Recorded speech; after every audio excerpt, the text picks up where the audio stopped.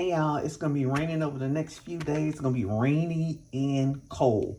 So I'm getting ready to make some 15 bean soup. Normally I would love to have some sausage to put in this, but it's gonna have to be vegetarian style this time since I don't have any meat to put in it. So I'm just gonna put it in my slow cooker and let the slow cooker do the work for me. Basically the same thing as the pot on the stove doing the work for you, but I like to do it in the slow cooker so I can clean up the house and stuff like that, make me a pan of cornbread and stuff like that. So all I'm going to do is add some onions and garlic to this and maybe some tomatoes at the end. Not initially, but at the end. But initially, I got to get these beans rinsed off. And the one thing about when you're cooking with beans like this is all these different beans. These are too much work to sort like you would normally sort a pan of beans. You would go through and look for rocks and stuff. So what I do is I put them in my strainer and basically rinse them off and kind of go through that strainer to make sure I don't see anything, but rinse them off real well before I put them in the slow cooker. I want to show y'all real quick how I store an unused onion. Normally when I'm cutting the onion, I make sure I don't cut the root of it until I absolutely have to, and I store it on top of a paper towel, and then I put it in a small Ziploc bag and store it in the refrigerator. So I got a little onion cut up. Now I'm gonna cut up some garlic.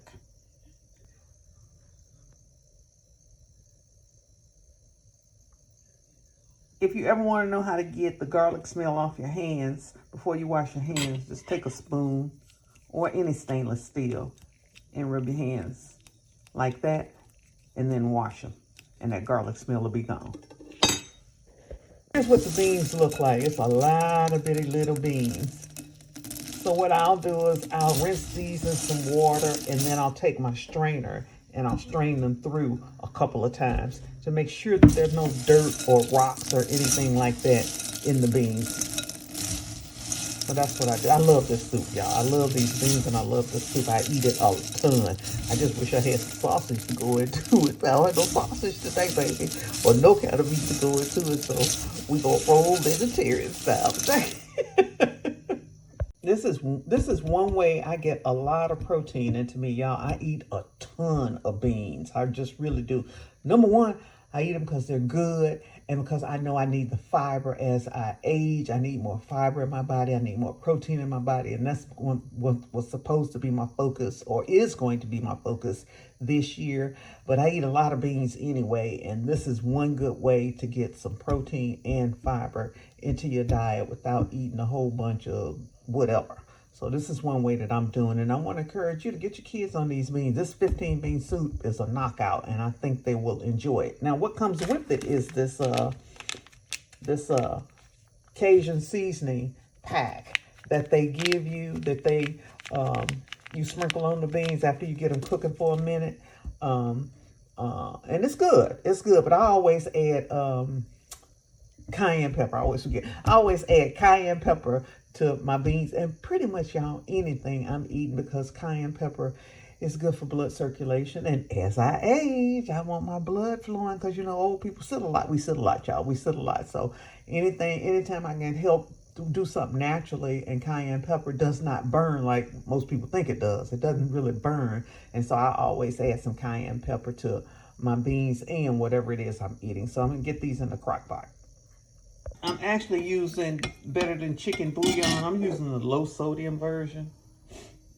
And I'm going to put 8 cups of water with that on my beans to get them going. So I guess it's not the vegetarian version, because this is chicken stock, basically. So if you're a vegetarian or a vegan, you want to use vegetable stock. I'm using chicken stock today. Okay, 8 cups of this. And I wanted the low sodium version because, again, I'm older, and our older people, blood pressure is higher than normal, and I need to watch that. So that's why I'm doing it like that. And basically, I'm the only one going to eat these beans, so they're for me. So this low sodium chicken stock it's got a nice little taste to it. This is only my second time using this, but I kind of like it. But I'm just stirring it through, and then I'm going to turn on the slow cooker for 5 hours, and we're going to have some good beans.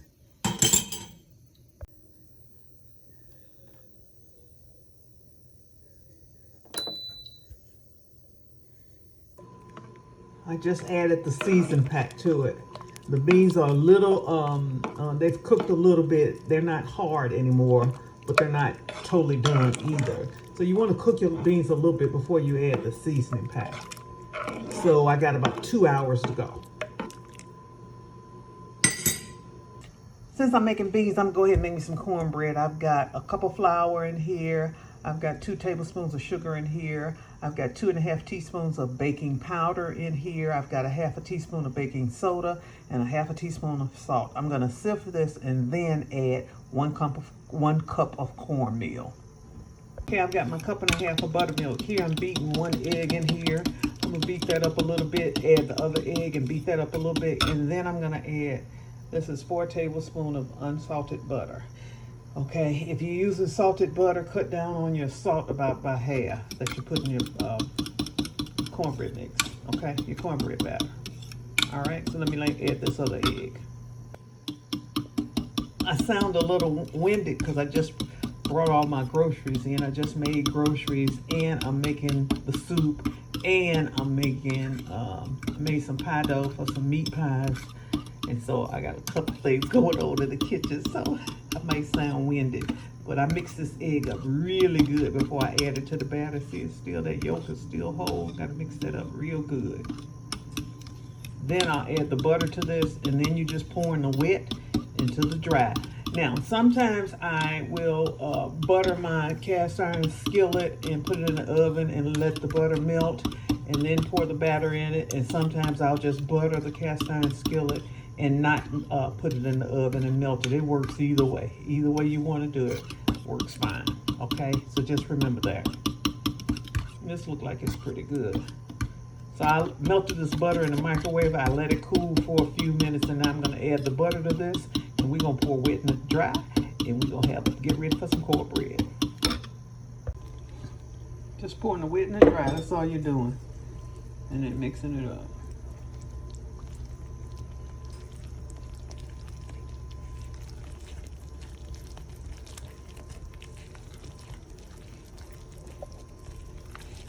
And y'all know why they call it double acting baking powder, huh? Because the baking powder acts once. It reacts once. Wet liquid hits it, and then it reacts again when heat hits it. When heat hits it. That's why it's called double acting. Let me mix this up and I'll show it to you. Okay, that's pretty much how it's supposed to look. So now we're gonna get in the pan and get it into the oven. 20 to 25 minutes if you're cooking it in this cast iron skillet. That's a 10-inch skillet. If you're cooking muffins, 15 to 20 minutes. That's how it should look. Okay, y'all, there's the cornbread out of the oven. I'm gonna let it sit here for a minute while I deal with all the other stuff that I'm doing right now. Because I got 3 or 4 different meals going on in the kitchen. But I just want to concentrate on this video of beans, the 15 bean soup, and the cornbread. All right, so we'll be back. Okay, y'all, here we go. This is our 15 bean soup. Remember, it's soup now. It's soup. So that's why it's watery, because it's soup. It's soup, y'all. It ain't just beans, it's soup. But it's good, it's delicious. And I'm ready to get down and get down. And in this video, I showed you how to make a pan of cornbread if you hadn't already watched my original video.